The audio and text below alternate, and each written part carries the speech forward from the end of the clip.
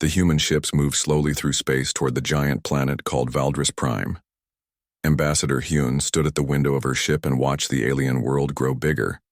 She had been to many alien planets before, but this one was different. This was the home of the Galactic Emperor who ruled over thousands of worlds and billions of creatures. Hyun was not alone on this trip. She brought with her 30 of the best human women from Earth and the colonies.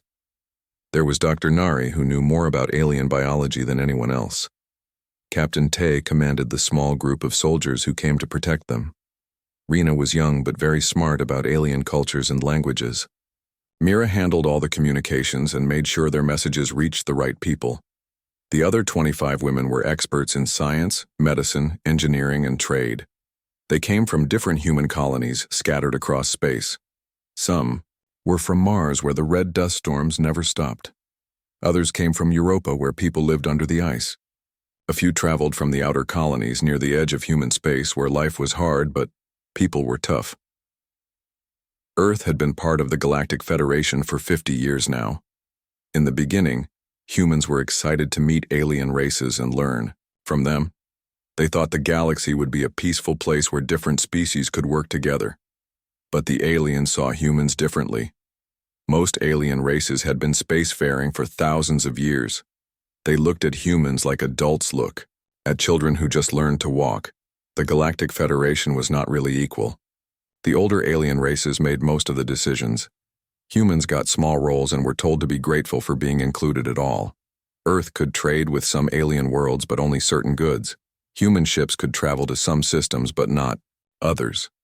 Human colonies could expand, but only to planets that other aliens did not want. Many humans did not like these rules, but their leaders told them to be patient. Earth was still new to galactic politics and needed to prove itself worthy of trust. Fighting the established order would only make things worse for humanity. So humans smiled and followed the rules and tried to show they could be good members of the galactic community. But tensions had been growing lately. Human technology was advancing faster than anyone expected. Human colonies were becoming more successful and independent. Some alien races were starting to worry about human expansion. They whispered about the aggressive nature of humans and their history of war on Earth. They said humans bred too fast and wanted too much. The worst rumors came from the Kelvani Empire. Emperor Vorth ruled the Kelvani and many other alien species through fear and strength. The Kelvani were tall creatures with gray skin and 6 arms. They had conquered dozens of worlds before humans even left Earth. Emperor Vorth believed that only the strong deserved to rule and the weak should serve or die. Recent reports said that Emperor Vorth was angry about human activities in the outer sectors. Human traders were making deals with independent worlds that the Empire wanted to control. Human colonies were growing on planets that the Empire claimed as territory. Some human scientists were studying alien technology and making improvements that even impressed the oldest galactic races. That was why this diplomatic mission was so important. Earth needed to negotiate new trade agreements and settle the territorial disputes before they turned into something worse. The human government chose their best people for this task. They wanted to show the galaxy that humans were reasonable and peaceful people who only wanted fair treatment. As their ships approached Valdris Prime, Hyun called a meeting with her team. The 30 women gathered in the main conference room of their lead ship. Through the windows, they could see the massive planet ahead of them. Valdris Prime was 3 times larger than Earth, with purple oceans and silver continents.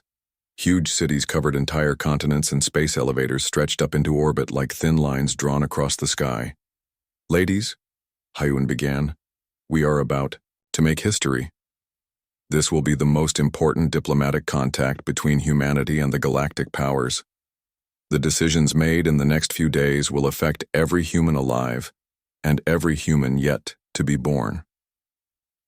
Dr. Nari raised her hand.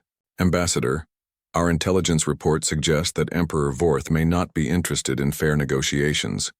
The Kelvani respect only strength, and they see us as weak."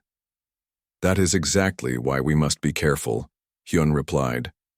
"We cannot appear weak, but we also cannot appear threatening. We must show that humans are valuable partners who can contribute to galactic civilization." Captain Tae spoke up from the back of the room. "My security teams have been monitoring communications from the planet. There is a lot of military activity around the capital, more than would be normal for a diplomatic visit. Rena looked worried. I have been studying Kelvani customs and protocols. Everything seems correct for our visit, but something feels wrong. The Emperor agreed to these meetings too quickly. Usually, it takes months of preparation for high-level diplomatic contact. Mira checked her communication equipment. All our messages to Earth are being received normally, but I noticed that some of our transmissions are being copied by unknown receivers. Someone is listening to everything we send home. The women discussed their concerns, but they had come too far to turn back now. Earth was counting on them to succeed. Millions of humans in the colonies needed better trade deals and protection from alien harassment. The future of humanity in the galaxy might depend on what happened in the next few days. Their ships entered orbit around Valdris Prime and requested permission to land. The response came quickly with coordinates for a landing pad near the Imperial Palace. As they descended through the atmosphere, Hyun looked out at the alien city below. The buildings were tall and twisted with strange angles that human eyes found uncomfortable to look at. Flying vehicles moved between the structures like schools of metal fish. The landing pad was surrounded by Kelvani soldiers in dark armor. Their weapons were visible but not pointed at the human ships. Official greeters waited in formation with ceremonial banners fluttering in the alien wind. Everything looked normal for a diplomatic arrival, but something felt wrong to Hyun. She had been in enough negotiations to trust her instincts when danger was near. As the 30 human women prepared to leave their ships, none of them knew they were walking into a trap. Emperor Vorth had not invited them to negotiate. He had invited them to die.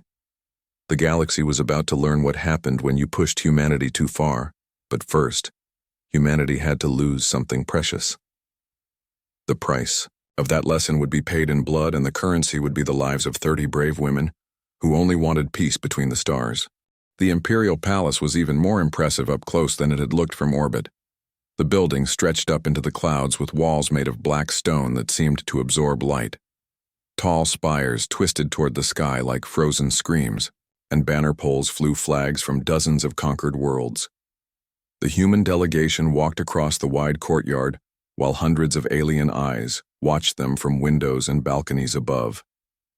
Emperor Vorth waited for them in the great throne room. He was larger than most Kelvani, with scars covering his gray skin and eyes that burned like red coals. His 6 arms each wore different symbols of power, including rings taken from defeated enemies and bracelets made from rare metals mined by slave worlds. Behind him stood his advisors and generals, all watching the humans with expressions that made Hyun feel cold inside. The greeting ceremony followed traditional galactic protocol. Ambassador Hyun presented gifts from Earth including art, music, and samples of human culture. Emperor Vorth accepted them with the proper words, but his tone suggested he found them worthless. Dr. Nari offered scientific data that might interest alien researchers. Rena gave a speech in perfect Kelvani about the friendship between species. Everything went exactly as it should have according to diplomatic rules. But something was very wrong. The Emperor's guards were positioned strangely around the room. Instead of the usual ceremonial positions, they formed a circle that would prevent anyone from leaving quickly. The doors had been sealed after the humans entered, and more soldiers waited outside. Captain Tay noticed these things, but could not act without causing a diplomatic incident. On the second day, the real negotiations began. The human delegation presented their proposals for expanded trade routes and better protection for human colonies. They offered to share some of their technological advances in exchange for access to alien knowledge and resources. Everything they asked for was reasonable and fair according to galactic law. Emperor Vorth listened to their presentations with growing anger. He accused humans of being greedy and demanding too much too quickly. He said that humans had not earned the right to equal treatment with races that had been civilized for millennia. His voice grew louder as he spoke about human arrogance and their refusal to know their proper place in the galactic order. "You come here making demands," the Emperor said, rising from his throne. "You think your little wars on one small planet make you warriors. You think your few decades in space make you explorers. You are nothing but children playing with toys you do not understand. Ambassador Hyun remained calm.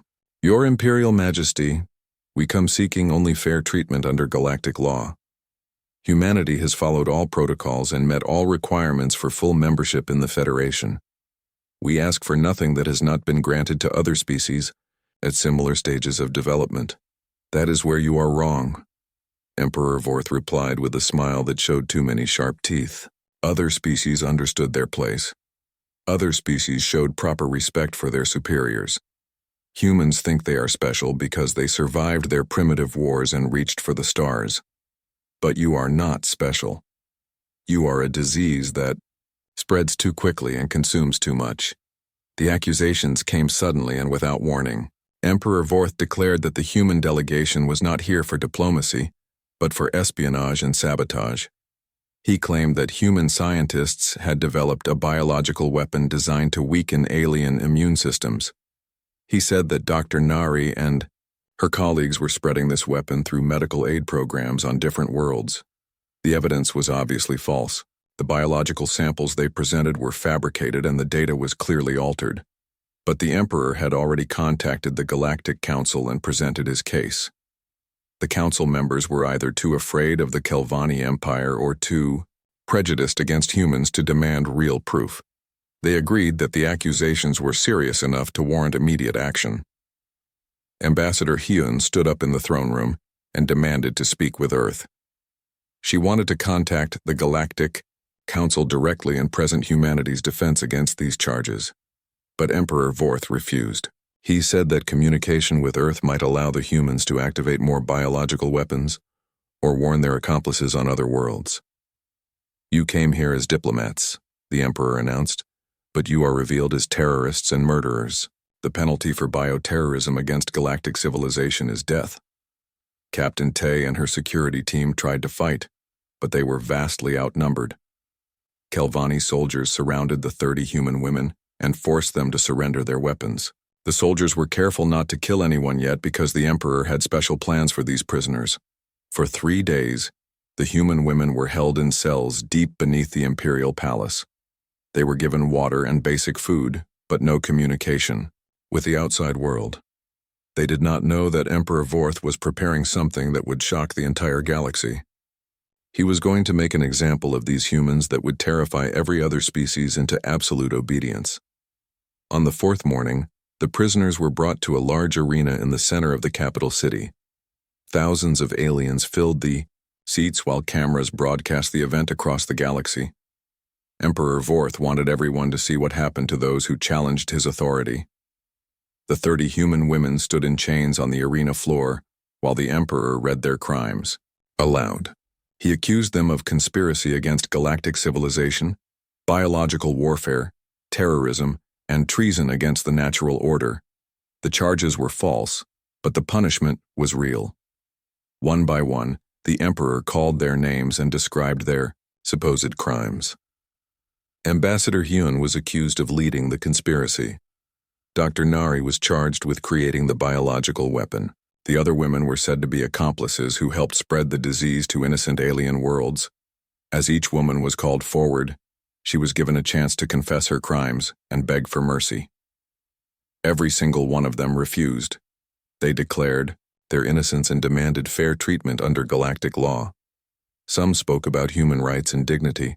Others talked about their families back home who would never understand why they had to die for crimes they did not commit.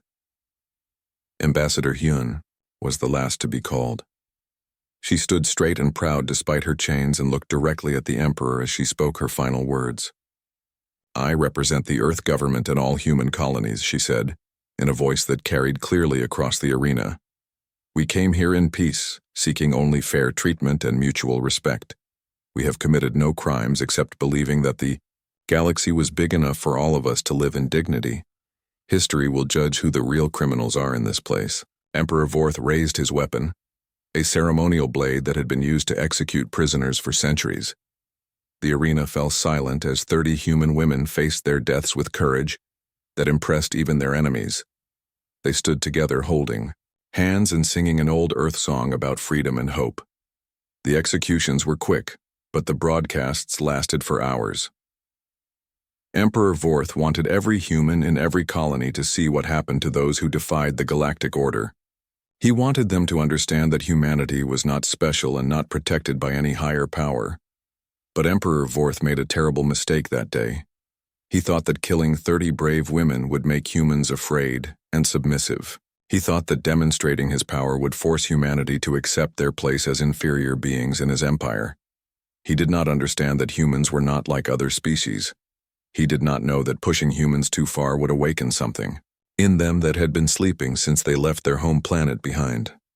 The news reached Earth 18 hours later. President Kang received the report in his office while his advisors watched in horror. Captain June was in the military command center when the recordings arrived. His sister Sue had been one of the 30 women who died that day.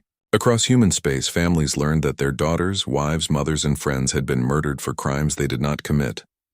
The galaxy expected humans to mourn quietly and accept their loss. They expected Earth to file protests and demand justice through proper diplomatic channels. They expected humanity to learn their lesson and never challenge galactic authority again. They were wrong about everything. The silence lasted exactly 24 hours. For one full day after the executions, human space was completely quiet. No official statements came from Earth. No protests were filed with the Galactic Council. No demands for justice echoed across the communication networks. The aliens thought this meant humans had learned their lesson and accepted their fate. They were wrong. On Earth, President Kang sat in an emergency meeting with his military advisors and intelligence chiefs. The conference room was deep underground, in a facility that most people did not know existed. The walls were lined with screens showing star maps and military positions across human space. Red lights blinked where human colonies waited for orders. "How many?" President Kang asked quietly. General Wu consulted his reports. "All 30 colonies have confirmed receipt of the activation codes. Fleet Admiral Bo reports that the hidden facilities are coming online ahead of schedule. We will be ready in 72 hours. The merchant fleet?"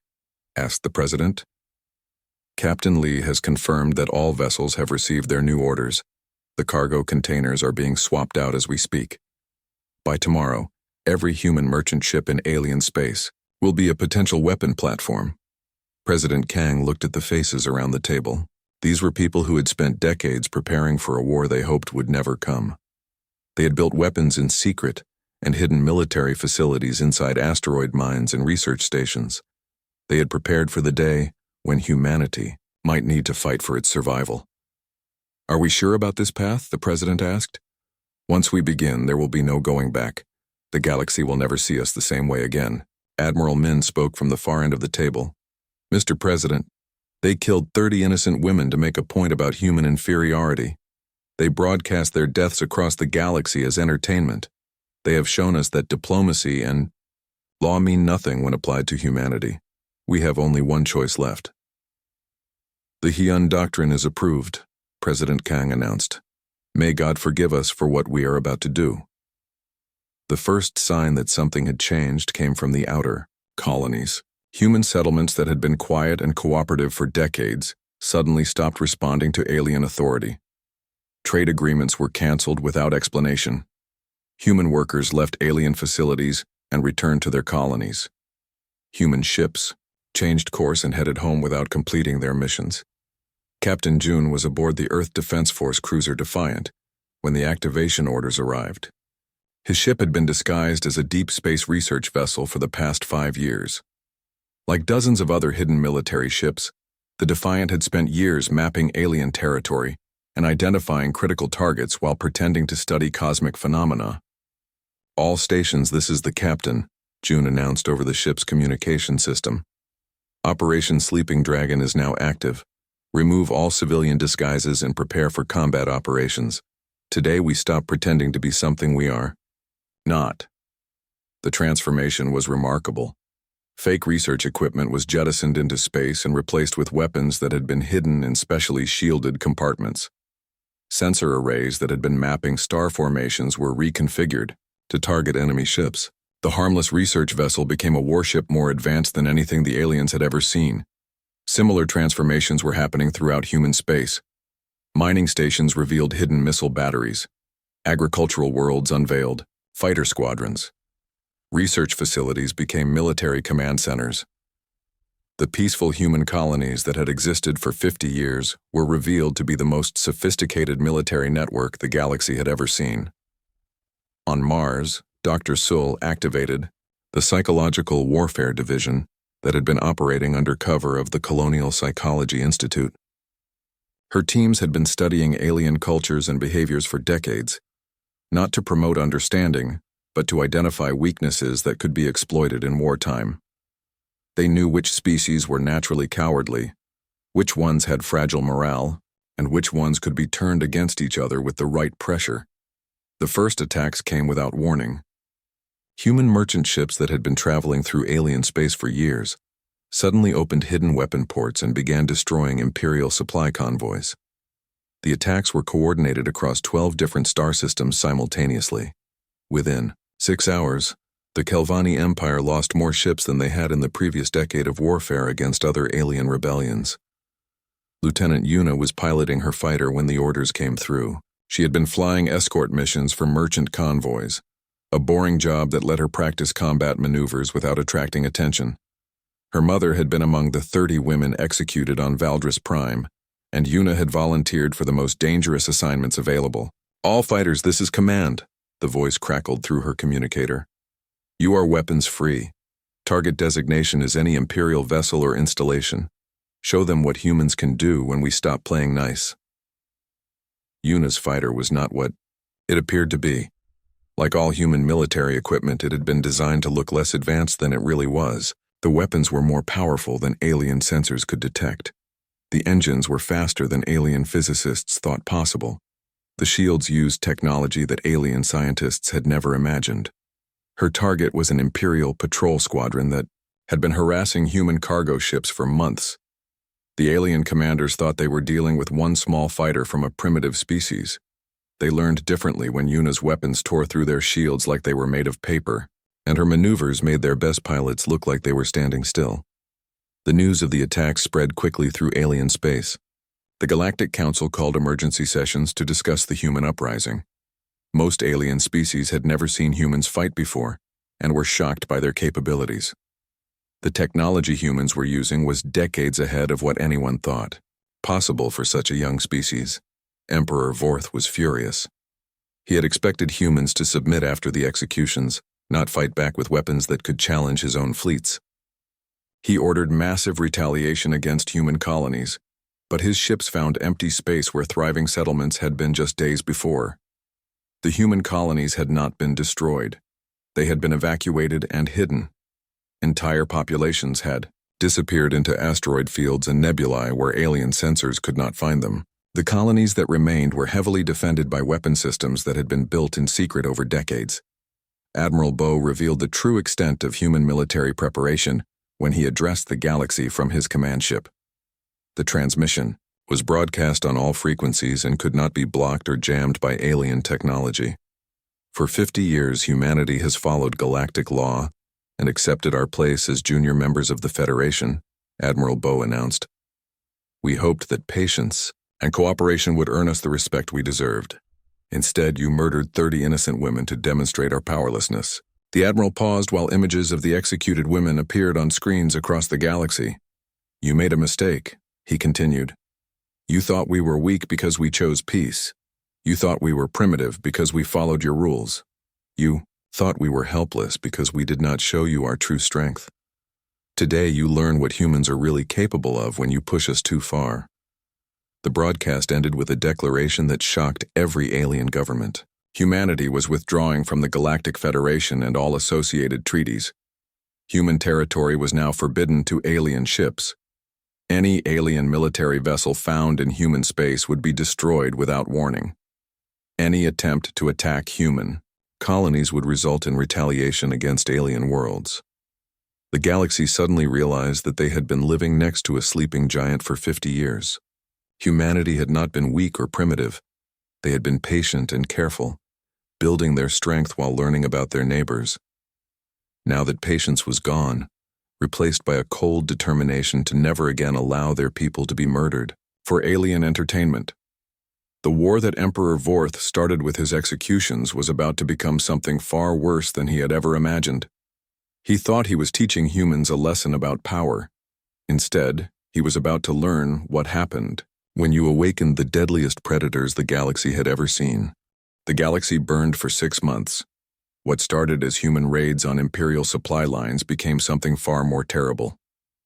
President Kang announced the Hyun Doctrine to the galaxy, naming it after the executed ambassador. The message was simple and terrifying.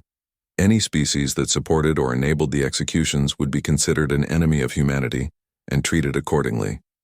This meant total war against not just the Kelvani Empire, but against every alien government that had remained silent, while 30 innocent women were murdered for entertainment. The Galactic Council had voted to support Emperor Vorth's actions, calling the executions a legitimate response to human terrorism. Now they would learn the cost of that decision. Commander Jin led the first deep strike mission into Kelvani territory. His team of special operations soldiers had been training for this kind of warfare since before humans had joined the Galactic Federation. They moved through space in ships that could not be detected by alien sensors and struck targets that the enemy thought were impossible to reach. Their first target was the Imperial War College on Kelvani Prime, where the Empire trained its military officers. The attack came during graduation ceremonies when hundreds of future commanders were gathered in one place. Jin's team destroyed the entire facility with weapons that left craters where buildings had been and turned the surrounding area into glass. "This is for Ambassador Hyun," Jin announced over the emergency frequencies as his ships escaped into hyperspace. "Every Kelvani military leader will remember that humans do not forgive, and we do not forget." But the special operations attacks were just the beginning. General Wu commanded the main human fleet as it moved through alien space like a plague of destruction. Human warships that had been disguised as research vessels and cargo haulers revealed their true nature as they systematically destroyed Imperial installations. The aliens were shocked by human technology. Weapons that could crack the shields of Imperial battleships, engines that moved faster than alien physics said was possible, and armor that absorbed energy attacks like they were gentle breezes. Worst of all were the human tactical computers that seemed to predict alien movements before the aliens made them. Dr. Sull's psychological warfare division proved just as deadly as the kinetic weapons. Her teams broadcast messages designed to break alien morale and turn different species against each other. They revealed embarrassing secrets about alien leaders and spread rumors that caused panic in enemy systems. Some alien fleets surrendered without fighting because their crews believed resistance was hopeless. The most effective psychological weapon was the simple truth about human capabilities. For 50 years, humanity had deliberately limited their technology demonstrations to avoid appearing threatening. Now they showed the galaxy what they had been hiding. Alien scientists who studied the wreckage of human attacks could not understand how such advanced technology was possible. Lieutenant Yuna had become famous throughout human space as the pilot who never missed her target. She led increasingly dangerous missions against impossible odds and always brought her squadron home. Her fighter had been upgraded with the latest human weapons, and she used them to destroy alien ships that outnumbered her by hundreds to one. "This is for my mother," she would announce over the radio before each attack. "This is for all 30 women who died because aliens thought humans were weak." Her voice became a sound that struck terror into enemy pilots who knew that hearing it meant death was coming for them. The war escalated when Emperor Vorth attempted to use human prisoners as bargaining chips. Imperial forces had captured several hundred human civilians from merchant vessels and colonial outposts.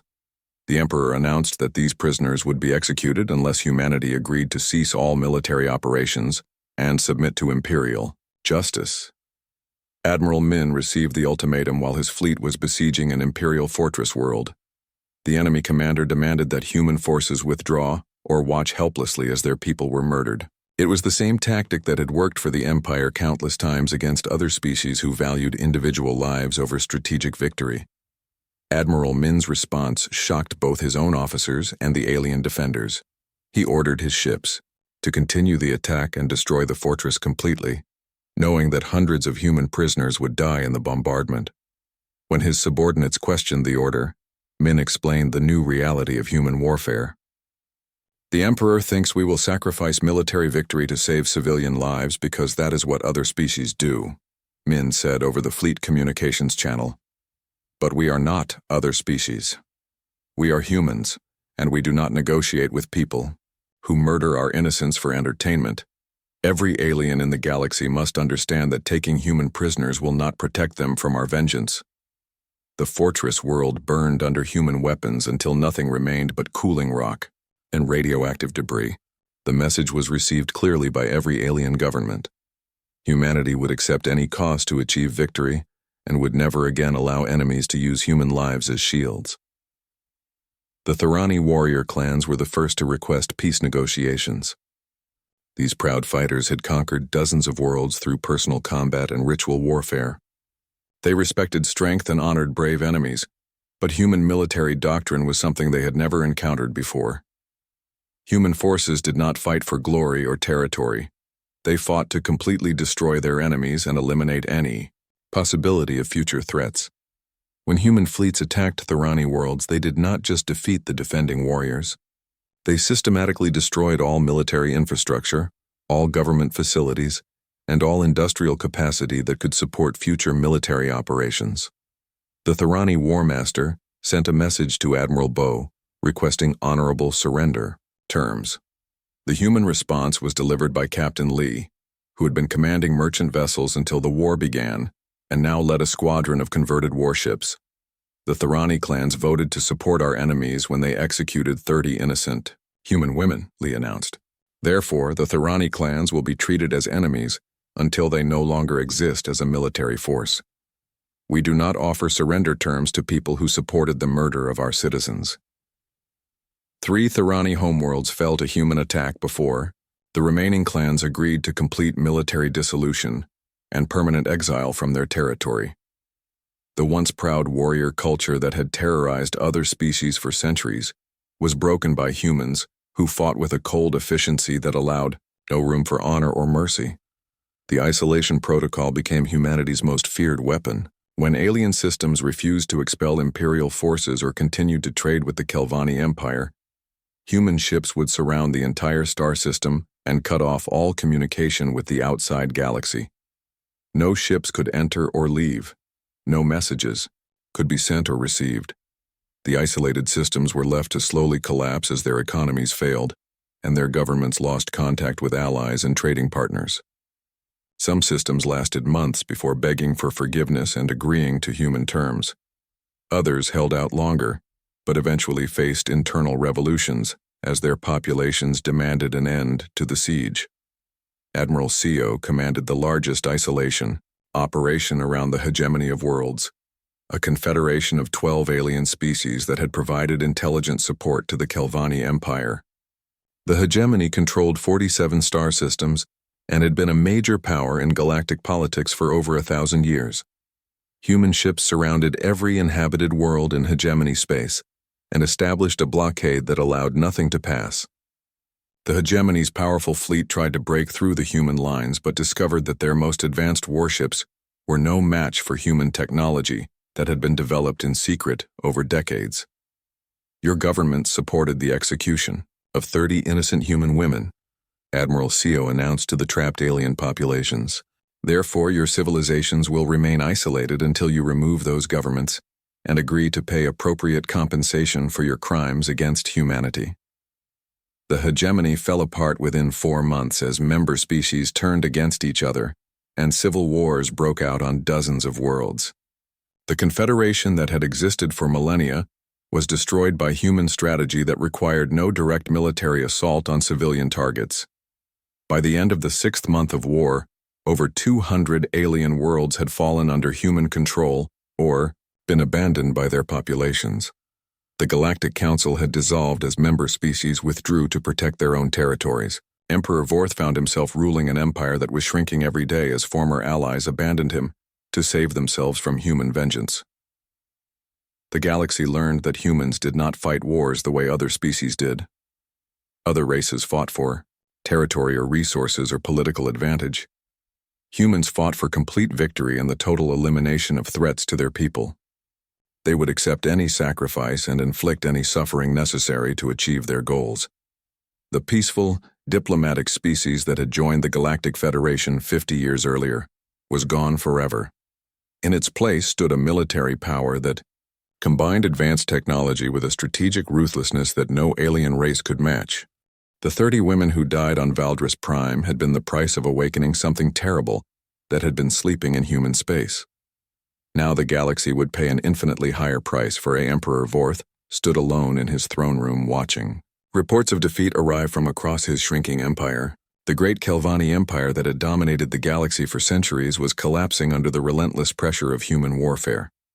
Worlds that had paid tribute for generations were now under human occupation or had been abandoned by their populations, fleeing the advancing Earth forces. The Emperor had tried everything to stop the human advance. He had offered territorial concessions, tribute payments, and even the return of conquered human worlds. Every offer was rejected without negotiation. The humans had made their position clear. They would accept nothing less than his complete surrender and the dissolution of the entire imperial system. Desperate and running out of options, Emperor Vorth contacted the few neutral species that remained in the galaxy. Through them, he sent a formal request for peace negotiations to President Kang. The message acknowledged that the executions of the human women had been a mistake and offered full reparations for the deaths. President Kang received the peace offer in his underground command center on Earth. Around him, screens showed the progress of human forces throughout the galaxy. Red markers indicated former imperial worlds now under human control. Blue markers showed systems where human fleets were establishing the isolation protocol. Green markers represented worlds where alien governments had surrendered and agreed to human terms. "What are our casualty reports?" President Kang asked General Wu. "Total human military deaths are fewer than 3,000 across all fronts," the general replied. "Civilian casualties are minimal because our evacuation protocols worked better than expected. Enemy losses are estimated in the millions." President Kang studied the strategic displays showing the current state of the galaxy. Human forces controlled nearly a third of known space, either directly or through surrender agreements. Another third was under blockade or isolation. Only a small portion of the galaxy remained under alien control, mostly species that had declared neutrality early in the conflict. "Sir, Emperor Vorth is requesting immediate negotiations," Admiral Bo reported from his flagship. "He is offering complete reparations and withdrawal from all disputed territories. He says the executions were a mistake that he deeply regrets. Tell the Emperor that humanity will consider negotiations only after he surrenders himself and his entire government. For trial as war criminals," President Kang replied. "There will be no peace while the people responsible for murdering our citizens remain in power." The final assault on Valdris Prime began 3 days later. General Hanna commanded the invasion force from her flagship, while human Marines prepared for the ground assault. The operation was carefully planned to capture rather than destroy the imperial capital, because humanity wanted Emperor Vorth alive to face justice. The defenses of Valdris Prime had once been considered impregnable. Orbital fortresses surrounded the planet with enough firepower to destroy entire fleets. Planetary shields could absorb the energy of a small star. Ground installations housed millions of soldiers and weapon systems that had never been defeated. In battle, human technology made all of these defenses useless. Weapons that manipulated space-time itself punched through shields that had stopped previous attackers. Computer viruses designed by human intelligence specialists turned automated defense systems against each other. Soldiers equipped with armor that could phase through solid matter bypassed fortifications that had protected the capital for centuries. Lieutenant Yuna led the fighter squadron that cleared the way for the invasion force. Her pilots had become legends throughout human space, and their reputation for being unbeatable preceded them. Enemy fighters fled rather than engage the squadron that had never lost a battle and never left a target undestroyed. "This is Yuna, too. All fighters," she announced as they approached the Imperial Palace. "Today we finish what started when they murdered our people. Today we show the galaxy what happens when you push humanity too far." The battle for Valdris Prime lasted 18 hours. When it ended, the great Kelvani Empire that had ruled the galaxy for centuries was nothing but burning wreckage and surrendering soldiers. Emperor Vorth was captured alive in his throne room, along with the surviving members of his government and military command. Admiral Seo established the first human military government on an alien world when she took control of Valdris Prime. Her forces began the work of documenting imperial war crimes and preparing evidence for the trials that would follow. They found records of atrocities that went back centuries, proof that the execution of 30 human women was just the latest in a long series of crimes against weaker species. President Kang addressed the galaxy from the former throne room of Emperor Vorth.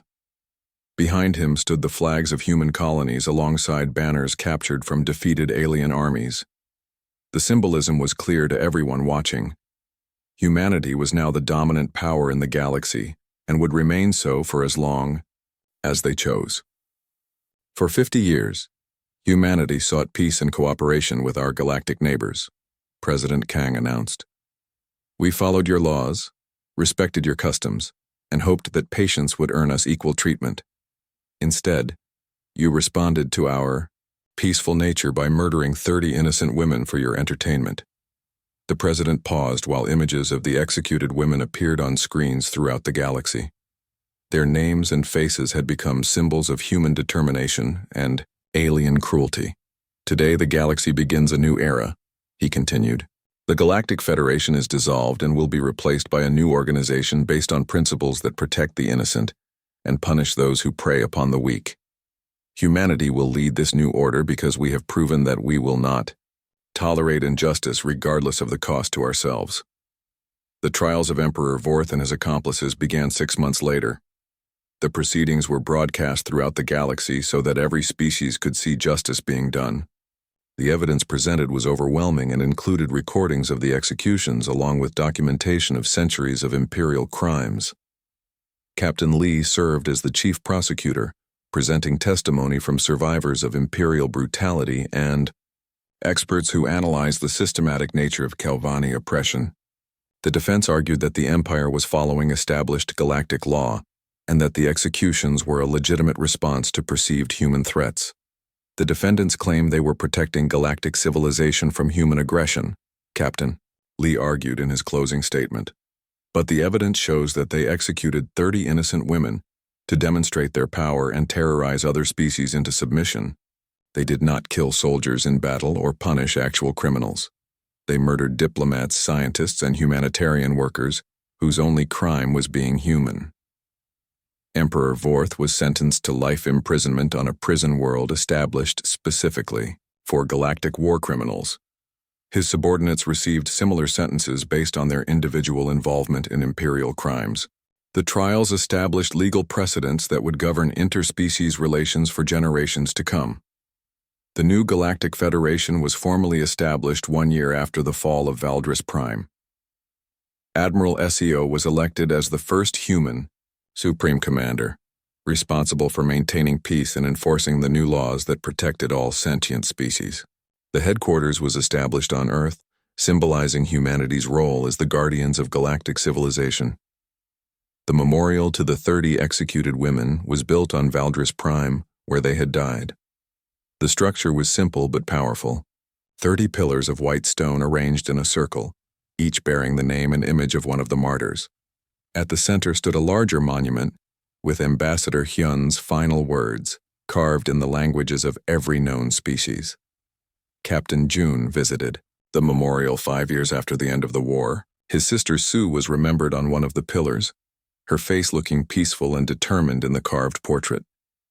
Other families came here from across human space to remember the women whose deaths had changed the galaxy forever. Standing beside the memorial, June reflected on the cost of victory. Humanity had achieved everything they had sought through diplomacy: equal treatment, fair trade agreements, and protection for their colonies. But the price had been the transformation of their entire species from peaceful explorers into galactic conquerors. The gentle, optimistic humans who had joined the Galactic Federation 50 years earlier were gone forever.